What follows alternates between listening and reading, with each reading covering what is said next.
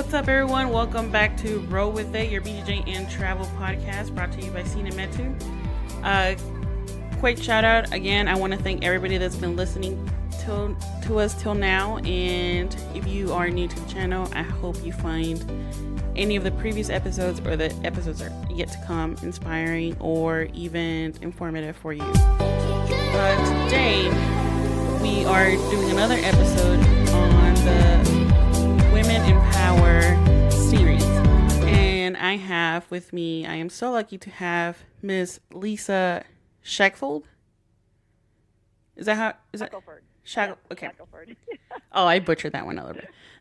Hey, it's okay. If I hadn't listened to your podcast, I'd have butchered your name for the whole time we were talking. So. Well, thank you for listening. I know, you told me you've listened to the show, and makes me feel really happy that, you liked it enough to even be on the show. So thank you for being here, and let's get to it. So tell me a little bit, where are you from, your family, what do you do, what's your background? Give me the whole spiel on you. Okay, so I'll give you the Reader's Digest version. So actually, I'm from Montana. Grew up on a little farm out there, and then after I graduated from high school, moved to Virginia and ended up joining the military. So I was in the Navy, and I was forward deployed to the Gulf, and then I ended up getting stationed in San Diego, and that's where I met my husband. And then I was discharged, got a medical discharge from the Navy for severe depression and anxiety. And then, sort of long story short, had kids, got married, then moved to Mississippi. My husband got orders here, and he's retired Navy, retired a few years ago. And so now we're in Mississippi, and I started training jiu-jitsu about a little over 3 years ago. And so that's kind of that's the Reader's Digest version in a nutshell. So what was your job in the Navy, if you don't mind me asking? Yeah, so I was a radio man, or radio woman, I guess is the appropriate term now. I don't even think that they've merged rates, so I don't even think that's what it's called anymore. So it's set up communications with other ships and send out messages and took messages in, and it's not really that exciting, but it is kind of fun reading all those messages that come in and out that nobody else knows about, though.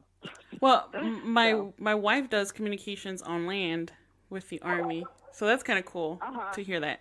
Oh, that's awesome. Yeah. I'm sorry, that's my dog. They only bark when I'm talking to people on the phone. So, I think they have something to say.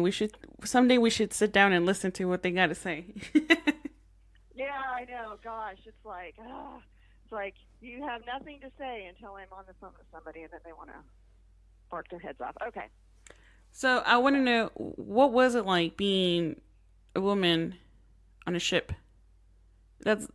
I feel like the military in general is obviously male dominant, but even within the branches, there's some that are heavier than the others. I don't know much about the Navy, but I assume the Navy would be even higher. Yeah, there were. I think there's a lot more women in the Navy probably than some of the probably Marines and Army probably, just because of the jobs that are available, the rates available, more towards women. For example, submarines, no women on subs, so that's a little bit different. But I grew up with brothers too. And so it was pretty easy for me to sort of relate to guys. And I was just never really easily offended, growing up around brothers as well. And I don't know, you just sort of get used to sort of looked at a lot of the, especially guys I was stationed with. They sort of just kind of like just sort of become like your brothers, and that's to me that's sort of how I can see jujitsu translates for me as well. My teammates are like my brothers. We sort of look out for each other. We train together. So it's sort of this, you have that similarity in the military. I think certainly different areas are probably more, I think it also depends on your upbringing, your background. If you never had brothers and all of a sudden you're surrounded by all these guys, you're just like, oh, like a fish out of water, possibly. But I think growing up around brothers certainly helped me a little bit with that. So that was a big coping mechanism, you'd say, thinking about them. Oh, yeah. Yeah, absolutely. I think with anything, there's certain levels of going out of your comfort zone with certain things. And so I think maybe for women that maybe have no siblings or only sisters, or that would certainly be a huge going out of your comfort zone to suddenly be surrounded by a bunch of men. Whereas for me, it wasn't that for me wasn't quite as big of a challenge. Do you ever feel like you had to strive or work extra hard to earn your spot at the table? Oh, for sure. Because I felt like I had to work more. I had to work harder. I had to do a better job to prove that I could do just as good as the guys, and to earn their respect. I didn't want them to have to pick up my slack because, well, I'm a woman, so I can't haul this, or I can't carry this, or I can't do, so I really did. So I would say, I would agree with that. I fought to prove myself, for sure. And I feel like that they respected that as well. Mm-hmm.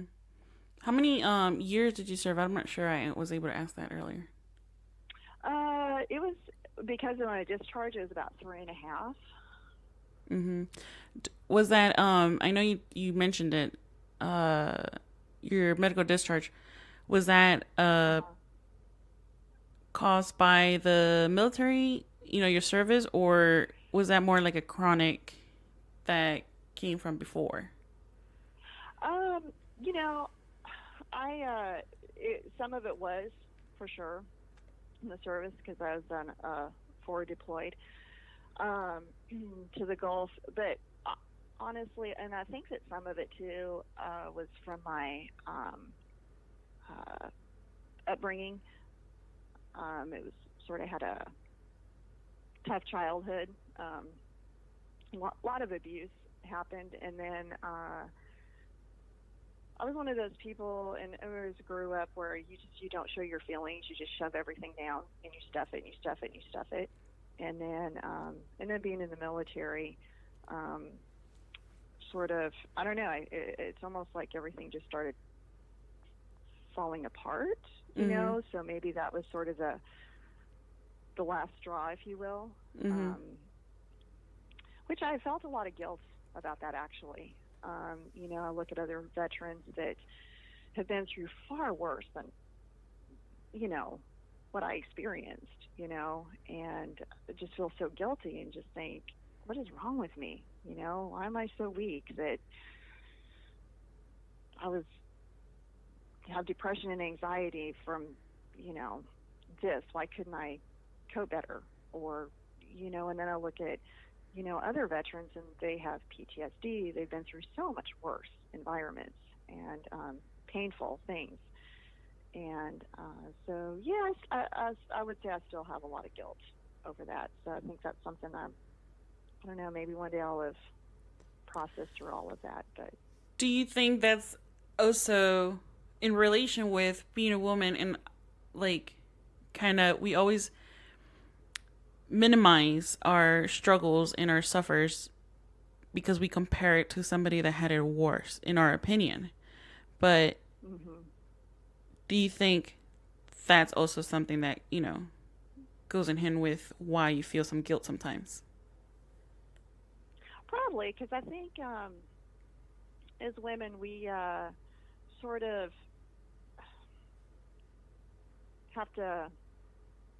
I think we tend to put ourselves on the back burner and put other people first. Like I have a family, and so I, as moms, what do we put our kids first? Right. It's like you see all the memes. Moms don't get sick days, right? Like you're sick and you still cook dinner. You got to take your kids here. You got to take your kids there, and so and my husband was deployed and gone, and I was single mama for a while. So yeah, so I do. It's quite possible that And being a woman, we think yeah. and I appreciate you sharing this. I know it's never really easy to talk about our vulnerable sides, and we kind of jumped into it quite fast. But so I certainly appreciate that. However, why do you think we as women do that? Why not hold the man more accountable to not having a sick day? There's an ongoing joke with me that everybody, my sister, my wife, friends that know me very well, they always make fun of me because when I go down, when I'm sick, I always say I'm like a guy. Like I'm a total pansy. I cry to the seven seas and I'm just like, what's wrong with me? I'm dying. And it's like, chill. You have your temperature is 97.9, so you don't even have a fever. You have a little runny nose. You're fine. Get some tissue. And I'm like, but no, I'm dying. Like I need to be hospitalized. Anyway, but honestly, I don't even think that's all guys because my husband, man, that dude's a trooper. Like he would be like practically dying, and he will still go to work. Like he has to practically on his deathbed for him to stay home. I could probably count on one hand the number of times he's missed from work from being sick. So I don't know. I mean, I'm not sure what that's all about.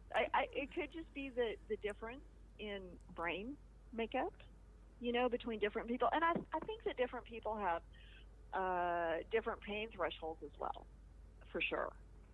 And I know me personally, I have a much higher pain threshold, so I could probably take a lot more. So I'm sure that being sick and having different pain thresholds, I'm sure that probably plays into that somewhat. Man, I don't even know if B has a pain threshold at all or anything because like she just slipped a disc and has a pinched nerve. Horrible injury.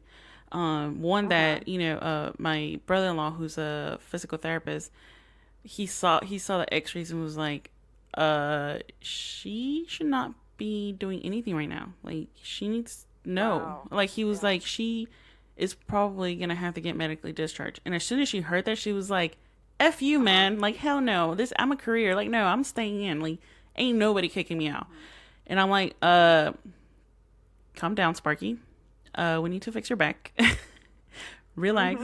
And, right away, like, within 2 days, she got into it. She was like, nope, I'm doing my own physical therapy because they didn't even want to send her to physical therapy. The doctors were like, we should just do surgery now. Wow.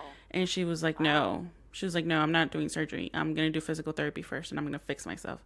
And wow, good for her. She's been like on the up and going, like really, really good. But I'm looking at her and I'm like, I caught a cramp last night on my calf. I can't walk today.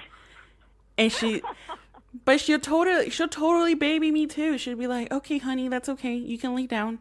That's okay. I'll DoorDash you some soup or whatever. And I'm like, yeah, I'm dying. So. Oh God. Yeah. Hey, start packing some pickle juice. I'm telling you, it will save your life with cramps. Oh yeah, pickle juice. That's a trick. Yeah, when you're training. Yes. I take it with me. In fact, I take it to competition. I guzzle like a couple small little bottles before I compete, just so I don't get cramps when I'm competing. I just took a note of that because yeah. So usually with competition, so I'm also, I guess I'm a little dramatic. I don't know. I never saw myself as a dramatic person, but now that I'm putting things on the table and I'm looking at them like, yeah, you are. Because I'm a nervous wreck when I compete. I am a total nervous wreck. I only have honey during competition because I dry heave a lot. So I'm afraid. Oh gosh. I've never thrown up, but I dry heave a lot. So the reason Mm-hmm. I stick to honey is because I'll make sure I won't throw up. But pickle juice, yeah, I'm gonna keep that in my back pocket. It's gonna be a little secret until this episode airs, of course. Yes, yes. So now, Yeah, it works amazing.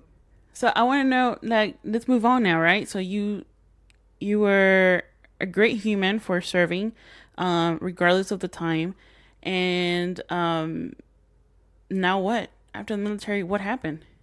Where'd you go? Okay, so yeah, I had kids, got married. We're in San Diego for quite a few years, and then my husband got orders out here to Mississippi, so we moved here. And life just takes over with kids, and um, I went through all sorts of different kinds of dieting regimes, and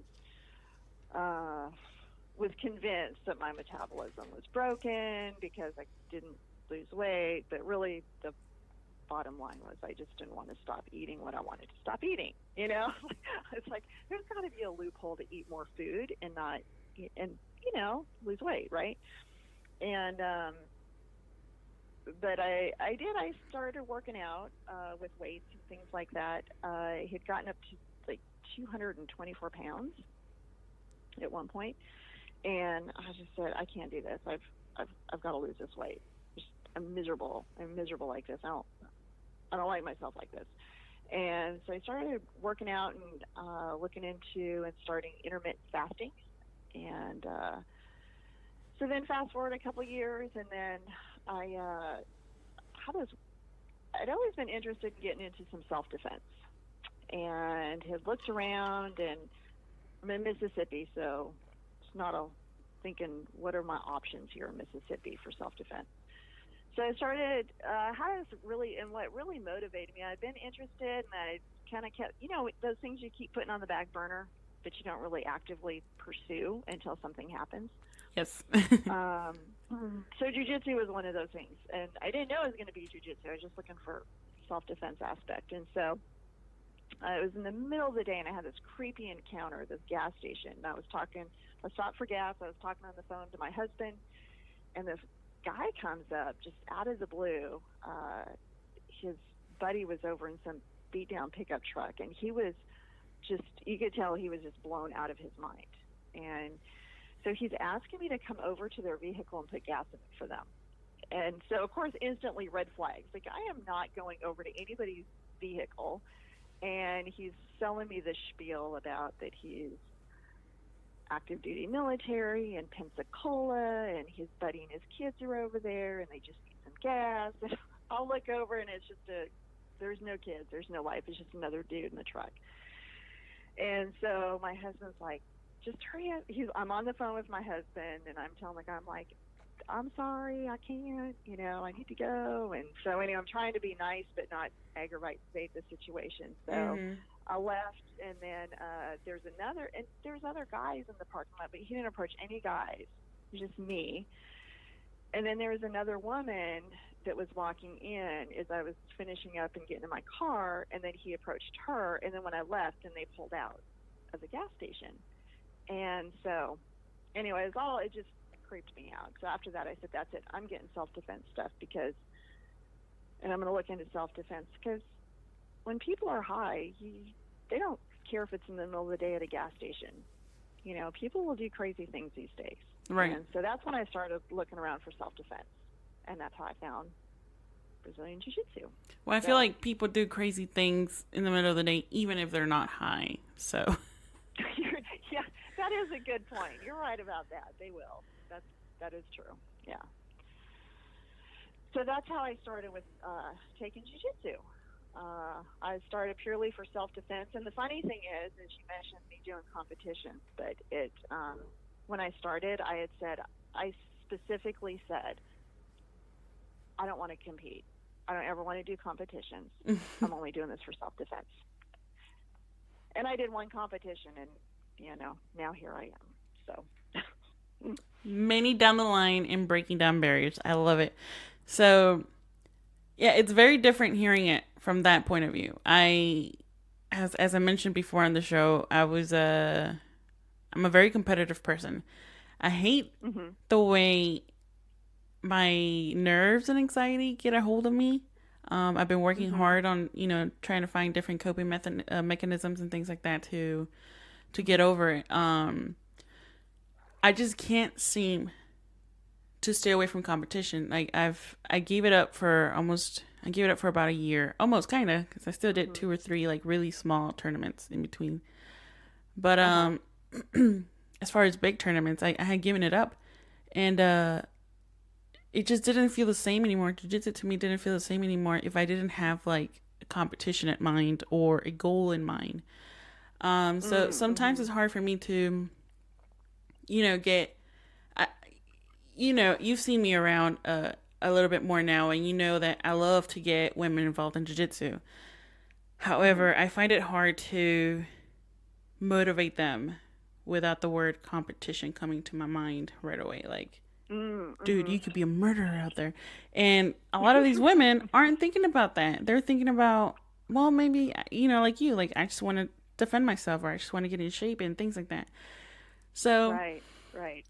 It's quite interesting to see you shift.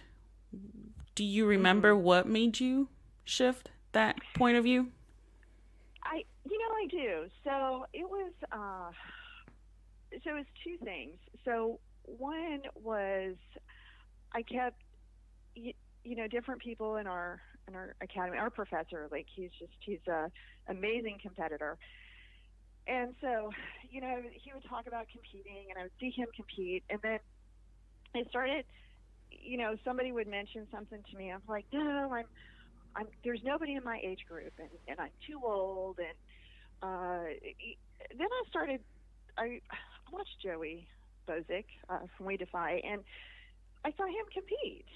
And I thought, really, Lisa, you're going to say that you're too old? Like, there's nobody in your division to compete, and yet here's Joey out there doing an IBJJF competition. So, really, that's your excuse, And then the other big thing was, I don't know if you know who Betty Broadhurst is, but I think she was in her mid-60s when I listened to the podcast on her, and she talked about competing, and there was never anybody in her division, and so she was always doing Master 1 competitions, because for IBJJF at that time, for Masters, the Opens only went up to Master 1. And so here she was going out there competing against these 30-something-year-old women and younger. And so a comment that she made was, I'm going to do this because I'm physically able to do this, and I can. It's not about whether I can beat them or not. It's about just me going out there and having fun and doing it because I can do it. And I thought, wow. So sort of those 2 things sort of made me realize that I'm just using these things as excuses to not do it. And really the bottom line was, I didn't want to compete because I was scared to do it. And then I thought, I don't want to get to a certain age in my life and say, you know what, I could have done that, and I regret not doing it because I let fear hold me back. And so I decided, you know what, I'm going to do one. I'm just going to do it. So it was a local competition, and I said, I'm going to do it. And so I did, and yep, I lost, but it was so much fun. And then afterwards I said, oh my gosh, okay, I want to do this again. I want to do this again. So I was so glad that I did it. And I still get crazy nervous and scared. I think a lot of people do with competition. I think the more you do it, the more you learn how to manage your stress level and handle the nerves. Now, we have talked before on this show about weight classes. and you're bringing up masters. I'm not there yet, so I don't know a lot about the actual importance of masters. But how was it to you when they added? Because you're at masters 1 right now, though, right? No, so I'm actually master 4. I'm Okay. 47. Yeah, so I'm master 4. Whatever, rub it in her face. You're all. I'm old. Really? Come on. Well, you definitely don't look it. That's why I thought Masters 1 or 2, maybe. But so how? You're so awesome. That's why I love you. So I want to know. Oh, so well then, this makes perfect sense.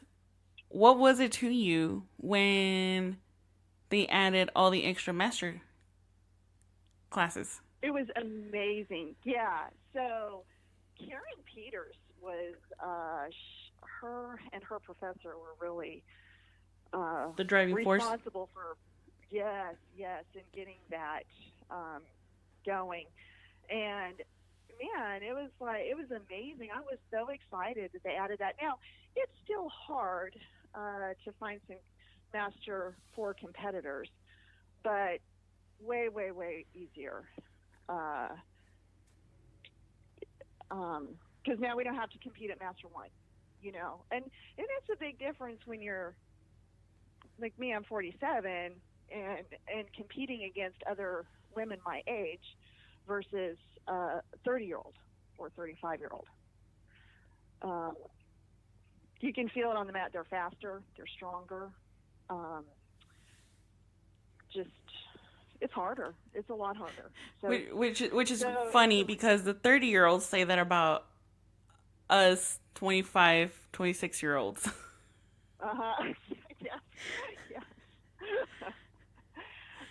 That is true. Yes. All the ages. It's like a domino effect, Yeah.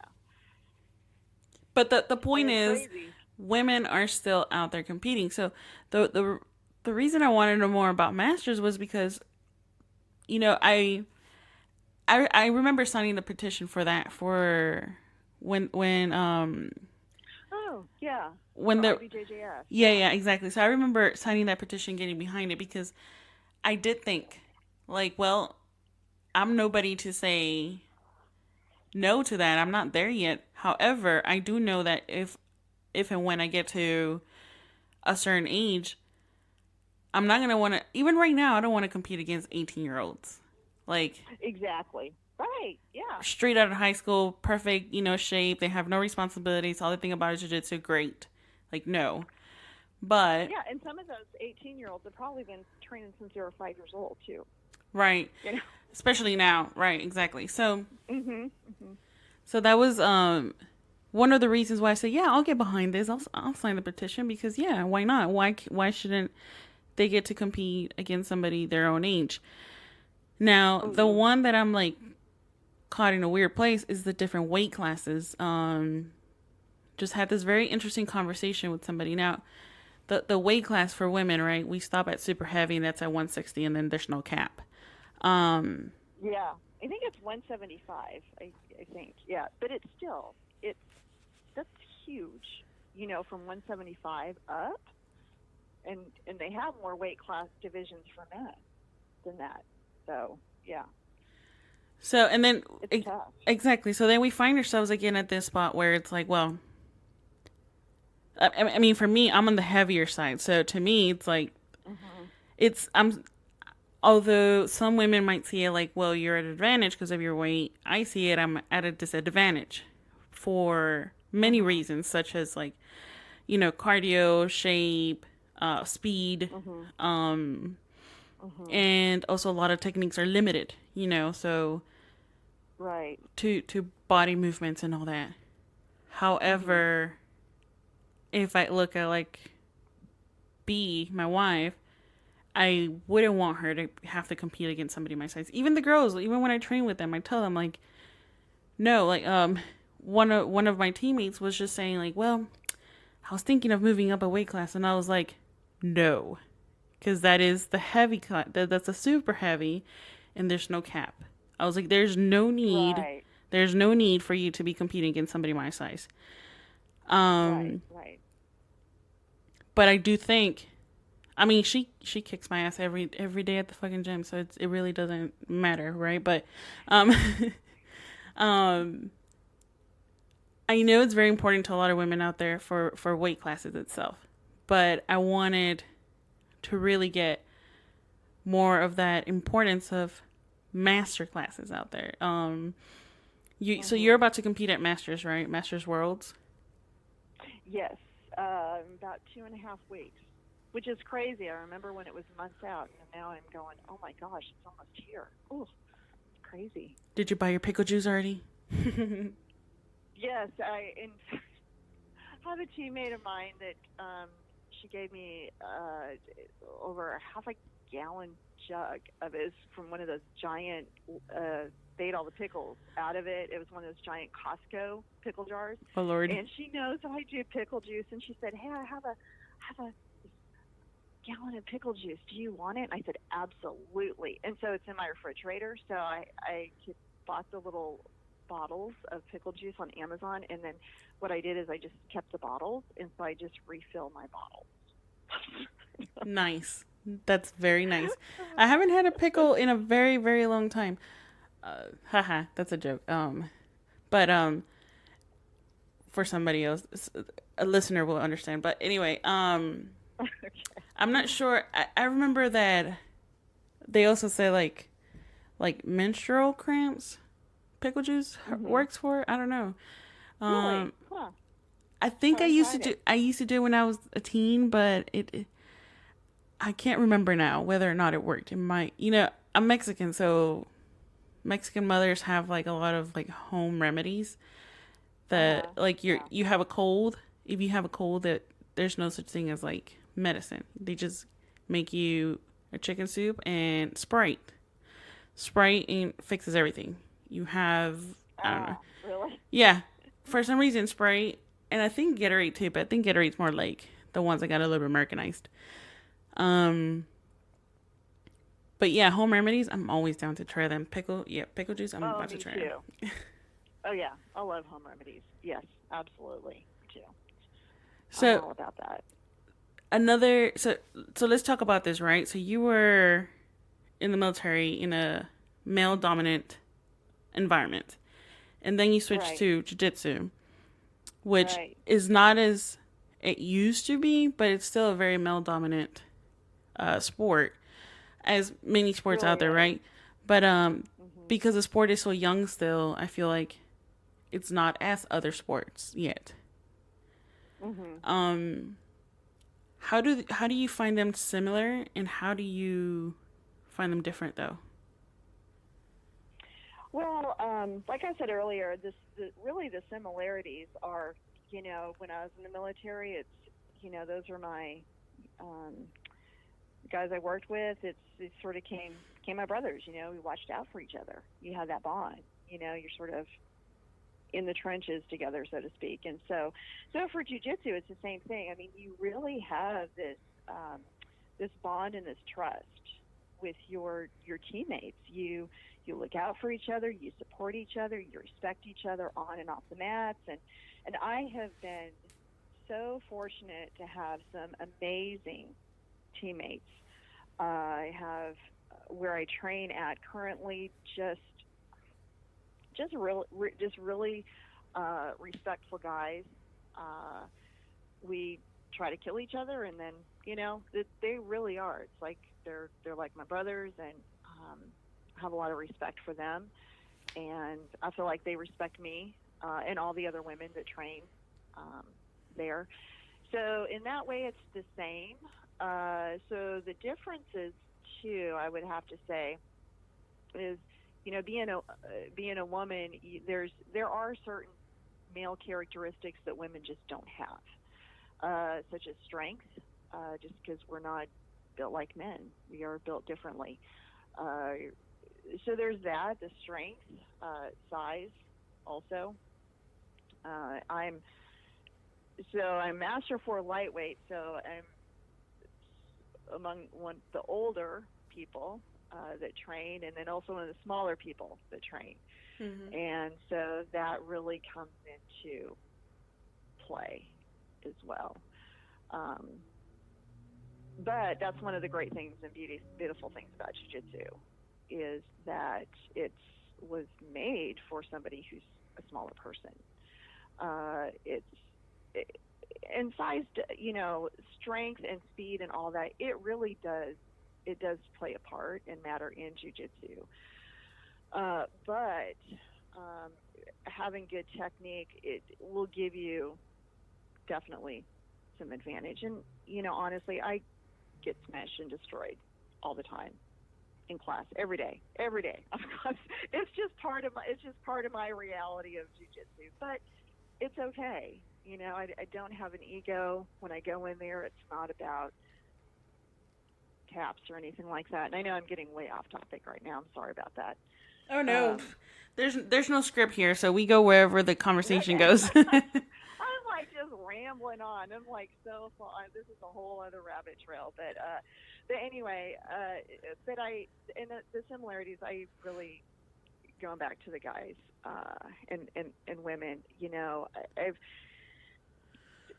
I've heard things about, horrible things that other women have experienced and from academies and professors and things like that. But for me personally, I would have to say that I'm incredibly fortunate and very blessed to be able to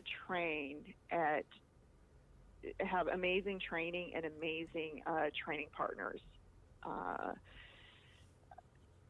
through Soul Fighters, and I know that my teammates respect me too, and so I'm very thankful for the guys that I train with. That's really awesome. And what was the name of the place you train again? So I train a couple places. So one, I train in Baton Rouge, and then I also train in Gulfport too. So it was funny because you're talking about traveling, gyms, and what's so crazy is that I don't really travel like you do, but it's crazy that I've been to so many different academies.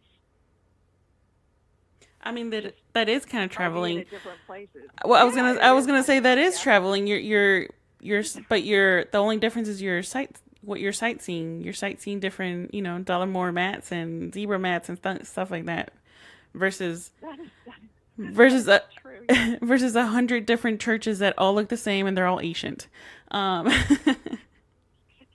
Yeah, and when I do go play, like for example, over at in Texas, got to train at Tier 1.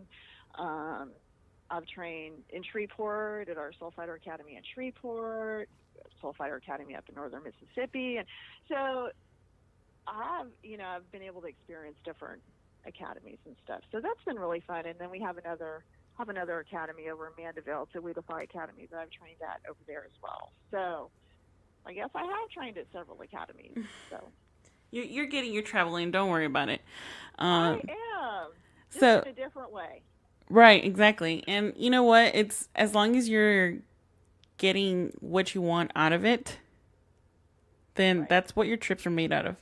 I actually took a little break from traveling these past couple months because after a while it seemed like, wait, why am I going to this place? Like, yeah, it's a dream place to go to, but for who? Is it just... Yeah. At some point it became like just another place to check off the list. I was really like... When I started traveling, it was all about just trying to experience different cultures. And then... somewhere in one of my trips, somewhere down, I don't know where, some pub maybe. I'll say in some pub in Iceland because it sounds cool. But somebody said, somebody told me about this 30 under 30 thing, and I was like, well, what is that? And they're like, well, it's people who are under the age of 30 that have visited 30 countries or more. And I was like, I want to be on that list. So I made it on that list, and then I surpassed it. And I think when I reached like number 45 or something like that, I was like, why am I even going to this place? It's hot. There's no vegan food out here. I have a freaking little backpack with shirts that I keep having to wash like some days in the sink because there's no freaking laundry mat around me. Like, I was just miserable. And I was Yeah. If like, you're going to travel, like it should be something that somewhere where you enjoy and you're having fun traveling. right. You know. And Yeah. and that's when I realized I was like, yeah, girl, you need to like just take a chill pill because you are just checking places off the list, and you're no longer enjoying them for what they are. You're not seeing them anymore. Um, Right. Right. so Yeah. that's why I decided to kind of take a little break from it. I was supposed to go to Peru this coming weekend, and I was like, you know what? Nope, I'm not going. Um, because that's another dream country, and I feel like I'm not there yet. Right Mhm. now, I'm very focused on Right. training, and I found a great place to Mhm. train at. Shout out Tier 1, whoop whoop. Um, Oh, that's an amazing. You're an amazing gym, and I see your pictures of all of you women that train there, and I just think it's just so amazing to see how connected you guys are. Um, and I think more so in jujitsu than maybe I've only found this in a couple other areas is I love that women can come together. It's not a competition. You know what I mean? It's like there's enough success to go around for everybody. yes. And I really feel that it's so important for women to support each other in their journeys instead of, oh, I have to beat you. I have to be better than you. I have to. It's like that's ridiculous. Well, and You that's know. one of the sorry to interrupt, but that's one of the like the really important things of this series I'm trying to get across. I'm not trying to make it sound like we are, like a feminist group, men hating, we want to like take men out of jiu-jitsu or anything like that. Hell no. What I'm really trying to Oh no, I accomplish need though, my male training partners exactly. well, Yeah. no. What I'm Yeah. like me specifically, I need my male training partners, because of Absolutely. because of the things we've already mentioned. But what I Yep. do want to get out there is women supporting each other through the sport or Absolutely. through any Mhm. career. On the lineup for the series, we have military vets, we have scientists, we have lawyers, we have law enforcement, we have engineers, women that are all in male dominant fields but are breaking barriers, that are freaking kicking ass out there. Um and that's exactly the vibe that the girls at Tier 1 and like that we're trying to create. We're not here Right. to be the teacher's pet. We're not here to outshine one another. So, Right. Exactly. I always say there's enough success for everybody to reach their goals. You know, and I'm very fortunate as well that I have amazing women training partners that we all support each other. Um, we encourage each other. Like we want to see each other succeed, and we celebrate each other's successes. We're not threatened by each other's success. I, I want we want each other to succeed, and we want to help them and encourage them, and we're excited for them, and you know cheer for each other. right. And So, so I know so sorry again. Oh my gosh. It's just that you're speaking directly to my soul right now. You're saying everything that I'm trying to articulate here, but yes, exactly that. So, yeah. I know Kayla, one of my teammates, is about to go compete at Masters as well. And then we have a couple other girls that are about to compete in the following weekend at a different tournament. And That's we're awesome. where Yeah. like the guys see us. I was just talking to one of the guys from the gym, and he's like, "Man, I've been watching you, and how you keep pushing these girls, and you're just like have them going over and over, like, okay, you messed up, let's start again, and let's do this or whatever." And Mhm. Mhm. he's like that's so cool to see you girls do that with each other. And I'm like, right, Mhm. because if I show her how to pass my guard, then that means she's gonna start passing in like with no issues. That's going to result in me having to adapt to a new guard or better my own stuff. Exactly. Right, because when we help each other get better, we get better ourselves because we're helping somebody else, and then when they get better, they're going to push us, and then we're going to have to get better, you know. So it is. It's. I mean, helping. I totally 100% believe when we help each other get better, we get better ourselves, for sure. Like my soul fighter affiliate is my. I'm a soul fighter, and so anyway, our team motto, Bruno Tank, Professor Tank, is we rise by lifting others, and it is so true, and it's beautiful to see him live that out. Like, he doesn't just say, "Oh, this is our team motto." Like, he legitimately lives that out, and I see that in everything that he does, and so I see that in so many places in jiu-jitsu. I mean, that's how it works, So you're completely 100% right. Yeah, I love that. And that's one thing I love that about jiu-jitsu. And I love it about so many women in jiu-jitsu. It's together, collectively, coming together and helping each other get better. That's really what empowers us all as a whole and makes us all stronger together. And I feel like specifically for tournaments, I know it's part of competition. We have to kind of, keep things serious sometimes during tournaments and all that. But I feel like if you lose, don't degrade it by saying like, well, I was injured, or I was like, how can I say it? No, right. Like, don't take the win away from the other person by stating something that makes it sound like you weren't at your 100%. Because right, I feel like the reality of it is, if you train jiu-jitsu, you're hardly ever at 100%. Like, regardless of your age, okay?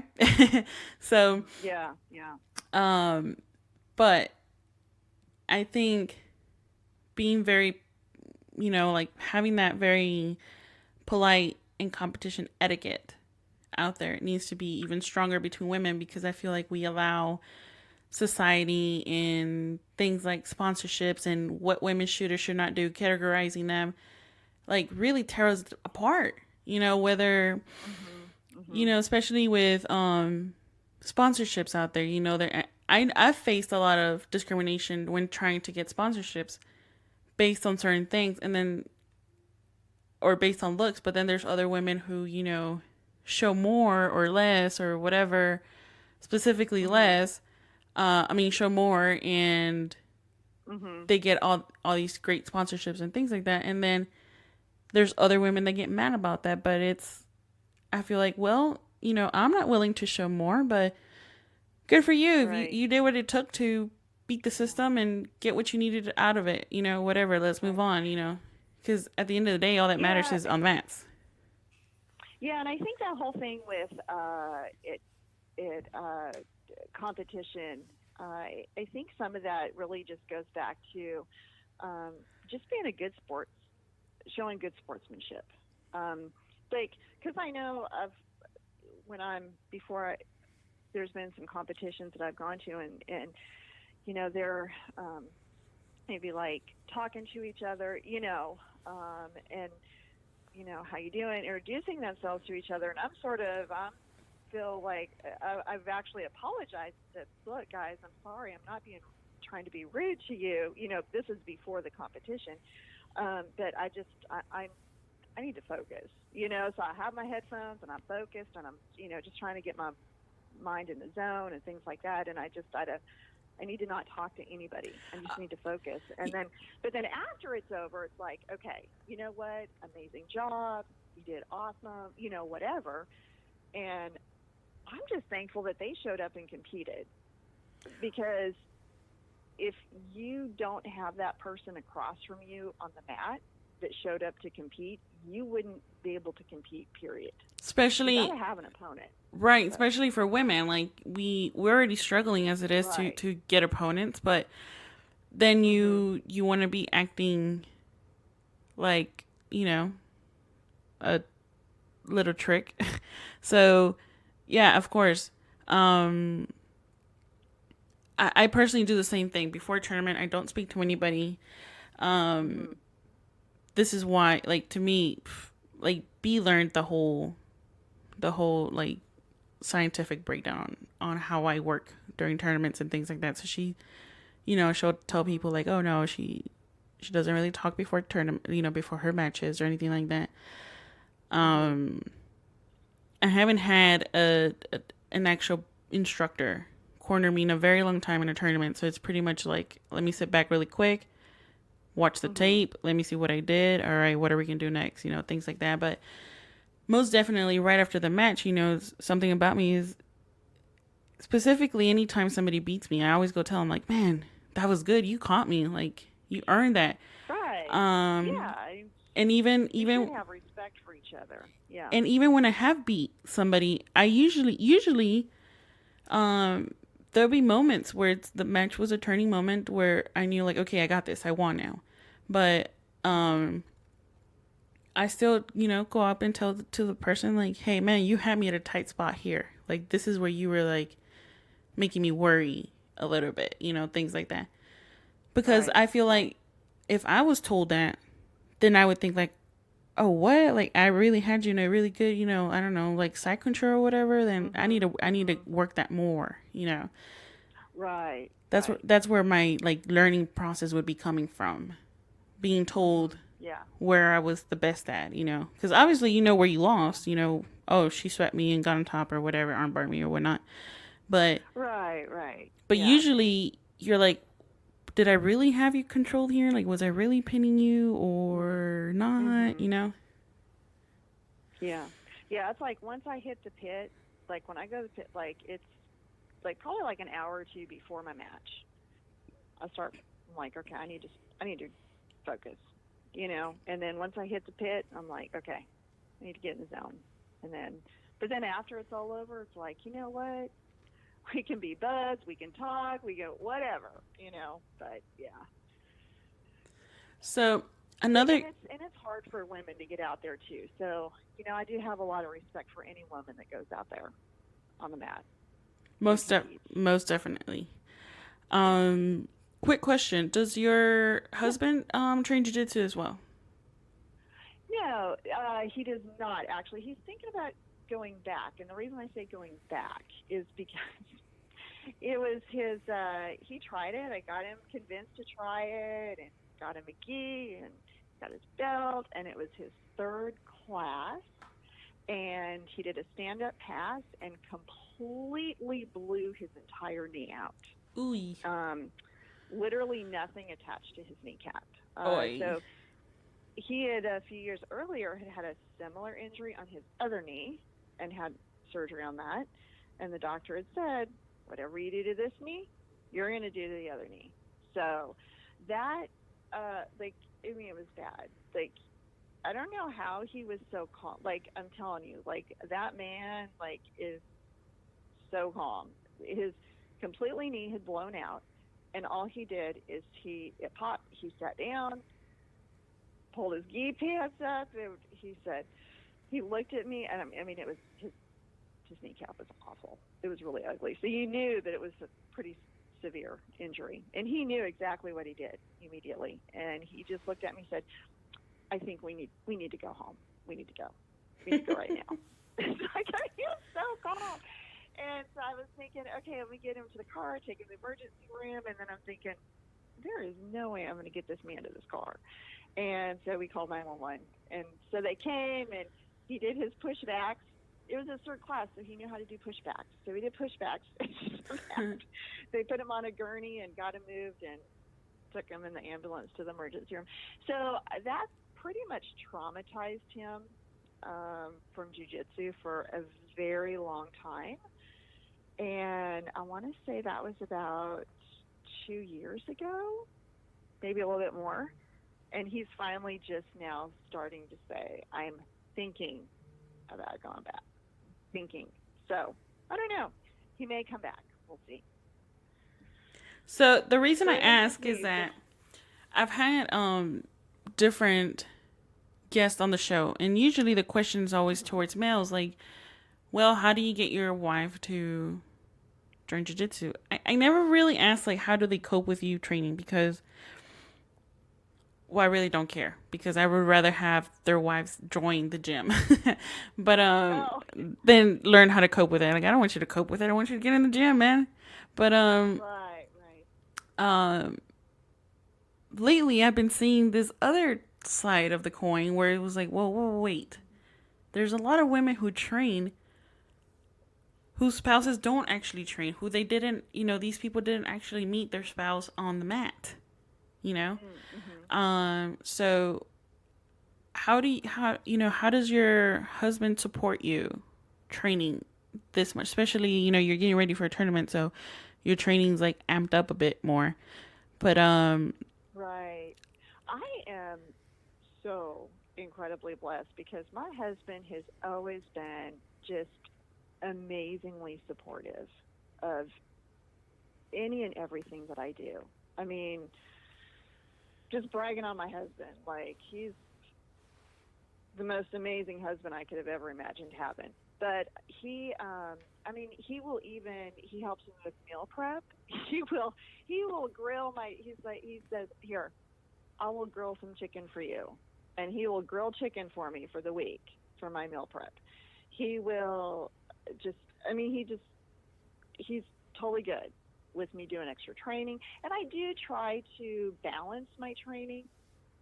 Like, for example, he works during the day, so I try to do the bulk of my training during the daytime so that way I can spend evenings with him.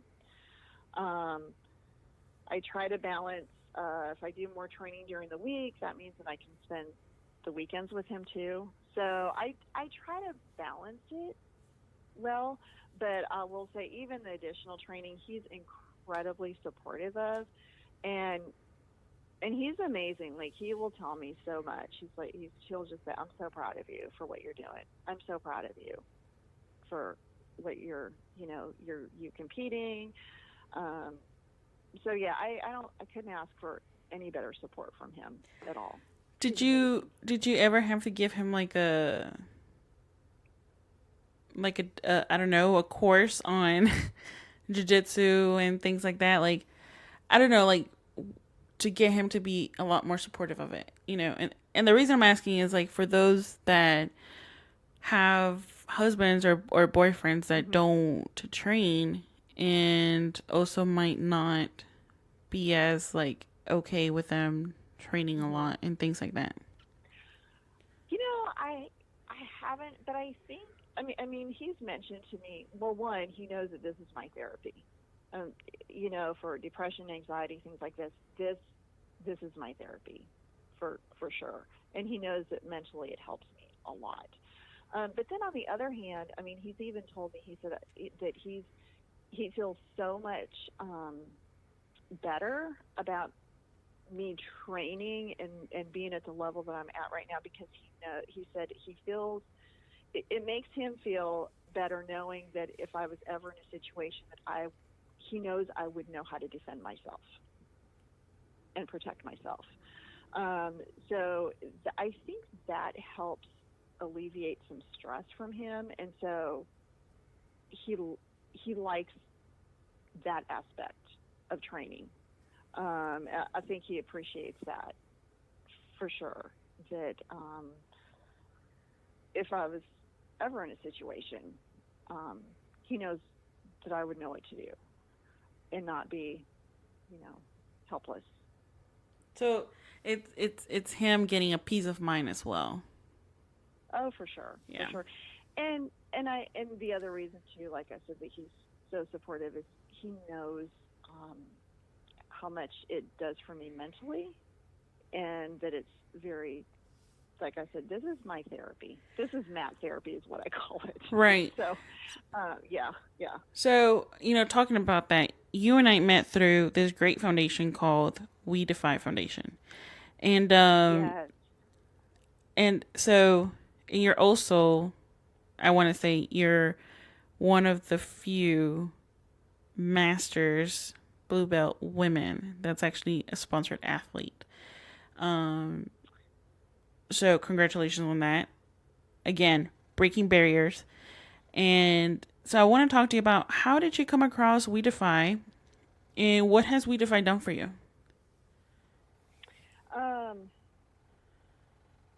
Yeah, so I could go on and on forever about what We Defy has done for me. It's just cannot say enough amazing things about We Defy Foundation. But I actually found out about it through our gym. I think We Defy was pretty new, kind of new at the time, and they had mentioned that they were accepting applications for scholarships for athletes.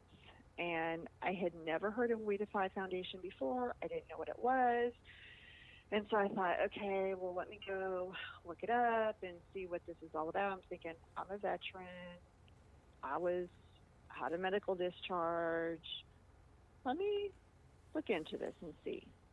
And so I looked into it. I filled out my application and everything. And I don't know, I'm one of those kind of people that, like, I never win anything, right? Like, for example, like if you could put my name into a hat like 20 times and somebody else like 5 times, and their name would get drawn, right? So it's sort of the same kind of thing, I'm telling you, like, so it's the same kind of thing. So I thought, okay, well, I don't think anything's going to come of it. There's no way they're going to give me a scholarship, but I'm going to put my application in and we'll see what happens, because I really need to keep training, and having that extra support would really help me be able to keep training. And so anyway, so I put it in, just kind of went on and looked into it and was like, wow, this is pretty amazing. And fill out my application, turn it in. Well, then it was like several months later, then all of a sudden I got a phone call, hey, you've been approved. I was like, really? They did? Really? Like, seriously? And so then they reached out to me, We Defy Foundation reached out to me, and I got 2 free gis for training. And so I was like, okay, cool. And of course now they're too big. So thankfully I lost enough weight to where they didn't fit me anymore, which Nice. is a good thing. Yep. Yeah, it's a very exciting thing. So anyway, so that's how I started with We Defy. But so a couple things that We Defy did in being involved with that is that it helped give me that accountability. Like, those days that I didn't want to show up to train, it was, no, you have to show up to train because you are a sponsored athlete and they're paying for you to train, so you have to show up and train. And so that helped me, because at that time I didn't understand the mental benefits of training jiu-jitsu. That didn't even enter my mind. Mm-hmm. I was just thinking, this is going to help pay for my training. I would have to say also, because of We Defy is why I actually started. I told you about Joey, but I also was able to start thinking about doing competitions. So that sort of We Defy was very instrumental in me actually even competing at all. It's also, and because of that accountability, that I had to keep going and going and going and going to class, even on those days that I didn't feel like going, or that I was depressed and I just wanted to stay home, or my anxiety was really bad and I just didn't want to go to the gym. That accountability forced me to sort of keep going through that, to get to the other side of it, and to recognize that there are some serious mental benefits to training jiu-jitsu. And, even my kids have told me, they're like, Mom, you are so much calmer now that you're training jiu-jitsu than you were before, because you probably would have flown off the handle about this before, but now you're just so calm about it. And thinking, well, when you get choked out, an hour ago, and you're trying not to get choked, things take on different importance in life. It's like suddenly you taking out the trash is not as important, but still go do it. Exactly. There you go. But so anyway, one of the things about We Defy that I absolutely love is there are a lot of good veteran organizations out there for sure. And takes nothing away from them and what they're doing, but one of the things about We Defy Foundation is that all the money that is raised through We Defy, it's not going to pay somebody's salary. It's not going to somebody, and then whatever's left over gets given to veterans. Like literally everything that is raised, all the proceeds that come in to We Defy Foundation goes directly to get veterans into training jiu-jitsu and to provide scholarships for them. And so I didn't realize until when I had talked to Gina France, and I didn't realize that maybe it was even a little bit before then, that I was literally the first woman-sponsored athlete with We Defy Foundation. Yeah, I was no idea. I was gonna ask about that. I was gonna say, I think you're, again, breaking barriers. One of the first ones to be a female sponsored, right? Yeah, and I had no idea. And I'm thinking, really, why are not more women veterans training jiu-jitsu? Come on, we need to get more women veterans on the mat. And I so wish that, we can tell people about the mental benefits of training jiu-jitsu, but it's one of those things that until people will get on the mat and experience it themselves, they're just not going to see it, But I really hope that more women veterans will really step on these mats, and really take advantage of this opportunity of training jiu-jitsu and the benefits, mental, physical, all of it. Right. And definitely, and this is why it was important for me to have you on the show, because I know a lot of veterans, women out there that, I've met a lot of them also on the mats, which I'm really happy about, but I know there's still a lot of them out there that, they get out and they're just kind of like, yeah, I'm a veteran, but I don't know, like they have no outlet yet. They haven't made that transition yet, that full transition. So, Right. Go ahead. I think a lot of women veterans, it is a huge struggle. I know when we go to the VA, we are treated different than the men are. Sort of looked down on. I know. I hate going to the VA. Like, I won't go there. Just the female doctors they're just rude to you.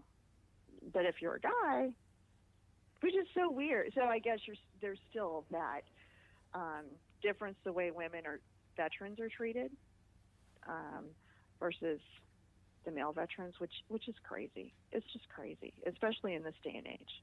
It shouldn't be that way. Right, exactly. And I think that's, yet another battle that we will have to tackle. Absolutely. And for that, we need strong women out there breaking down walls and making themselves known, like yourself. So I know you probably have lots to get back to and things like that. But I do have a couple more questions for you. One of them would be, what would you change about jiu-jitsu, or what would you like to see enhanced in jiu-jitsu? That is a tough one. I guess change would be, I would love to see more women training, for sure. And more women veterans training. That's the biggest things. Enhanced, I don't know. That's a hard one, because jiu-jitsu is just, because it's crazy to say it's kind of a young sport still, because I feel like it's been around, still for a while, but I guess it is kind of young. But it's just taken on this whole life of its own, and it's just constantly evolving and changing. And so that's tough. I don't know. Well, I think that's one of the reasons, like, it's so important right now to start taking down those differences between men and women in the sport, because it is so young. We can set a precedence with it. You know what I mean? Right.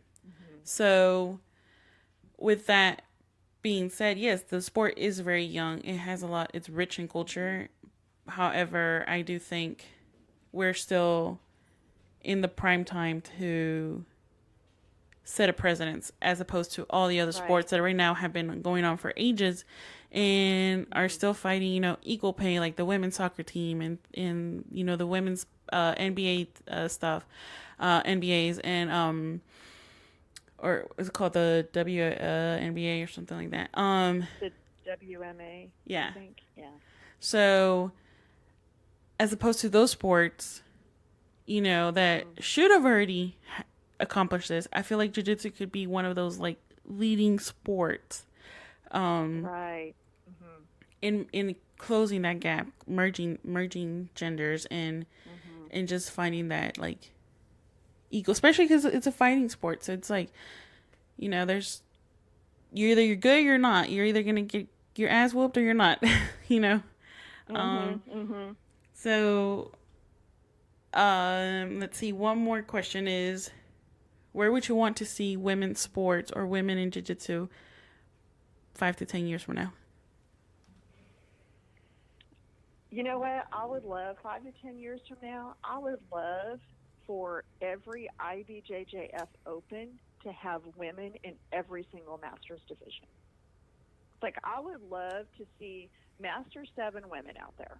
Like, you see these Master 7 women, and there's a few that compete now, but they can't ever get matches. So they're always having to go down. So honestly, I would love to see women and Master women in every single division, at every Open. Like, whether it's in Texas or New Orleans or Chicago, wherever it's at. More women, for sure. Yeah. Well, there you have it, guys. Lisa, thank you so much for being on the show. Do you have any shout outs? All my Soul Fighter teammates and the amazing We Defy Foundation. That's because there's way too many people to name. Right. I would feel bad if I forgot anybody, but yeah, those are two big things. And my amazing supportive husband, who couldn't do this, and to God for giving me the ability for doing what I am able to do. So, yeah. And to you for having me on the show. Thank you. Oh, and thank you for accepting the invitation. Guys out there, if you are a veteran and want to start jiu-jitsu, want to give it a try, go to the WeDefyFoundation.org. Check it out, read, see if you qualify. If you do, put in your application. You might be a lucky person like Lisa was and get help through that. If not, I'm sure somebody can still reach out and point you in the right direction of where you can start your training at. And if you have been looking ways to support our veterans, same thing, go to WeDefyFoundation.org and you can make a donation. You can purchase some gear. We have shirts. They have shirts. They have a plethora of things, patches, decals, a lot of things out there that you can purchase to support the foundation, as well as just making monetary donations as well. So don't forget, WeDefyFoundation.org. Go check it out. Lisa, thank you so much for being on the show. I'm sure we will be talking to you soon. I'm sure we will cross paths again on the mats, and good luck to you at the Masters.